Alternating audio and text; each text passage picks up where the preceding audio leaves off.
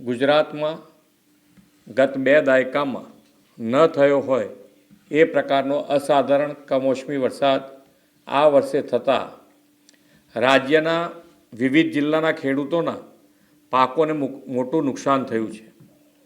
આ સંદર્ભે મેં તથા મારા સાથી મંત્રીઓએ જુદા જુદા જિલ્લાઓમાં જઈને અસરગ્રસ્ત ખેડૂતોની સાથે પ્રત્યક્ષ વાતચીત કરીને તેમની સ્થિતિ જાણી હતી।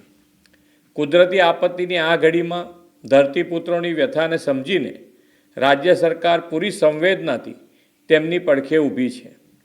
રાજ્યભરના ખેડૂતોના પાકને થયેલા વ્યાપક નુકસાન સામે તેમની લાગણીઓને ધ્યાને રાખીને રાજ્ય સરકાર દ્વારા ધરતીપુત્રો માટે આશરે 10,000 કરોડના રાહત સહાય પેકેજની જાહેરાત કરું છું। આ ઉપરાંત રાજ્ય સરકાર 9 નવેમ્બરથી ખેડૂતો પાસેથી ટેકાના ભાવે આશરે 15,000 કરોડથી વધુના મૂલ્યોની મગફળી, મગ, અડદ અને સોયાબીનની ખરીદી પણ કરવા જઈ રહી છે। અન્નદાતાઓની આર્થિક સુખાકારીની ચિંતા પોતાના માથે લઈને રાજ્ય સરકાર તેમની સહાયતા માટે હંમેશા પ્રતિબદ્ધ હતી, છે અને રહેશે તેવો વિશ્વાસ આપું છું।